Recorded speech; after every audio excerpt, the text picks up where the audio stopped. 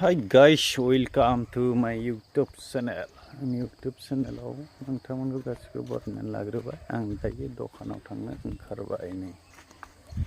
जोंहानि नैबेयो फायखाना एक्सपायार बानायना दोनदों एक्सट्रा बै गंसेयाव बायचान्स सोरबा खिबाय थादोंबा हास्लाबा बेयाव खिफैनो हायो नैबेयो गय फुलि गोदान गायसनजोबनाय बियो गोजामायनि गोजौ जाथारबाय बिदिनो गायना दोनबोखाबाय आरो सिङाव गासिबो जाखारजोब्बाय नै बेसर फोदोंमोन आइया बेखौ फाननो थाखाय फोनानै दोनदों अखा गैयाना अखा मोनबा बिराद मोजां जासिगोन बियो बिदि अबस्था ओमफ्राय बैथिं दङ बैथिं सानजाहा दुब्लि देग्लाय माइ गायनो मोनासै नैबेयो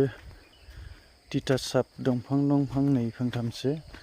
बिथिं फांब्रै दं नैबे फांनै फांथाम सात दाल बैथिं फांब्रै दं नैबे सिगुन दंफां इयो सिगुन दंफां इदिनो 10-11 दालसो दं आरो हाजासिगोन फालेंफोर बानायनो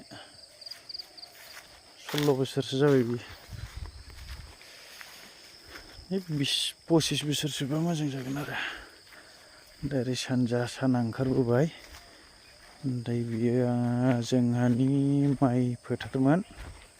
माइ गायजायोमोन देग्लाय गायजायासै खिन्थु रानजोब्बाय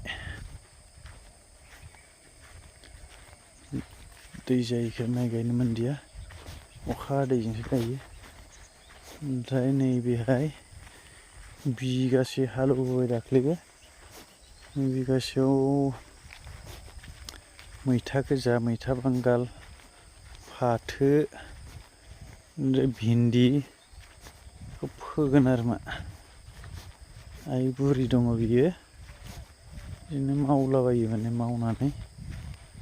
गावनो फोगोन गावनो फानगोन बेबायदि दा नैबेहाय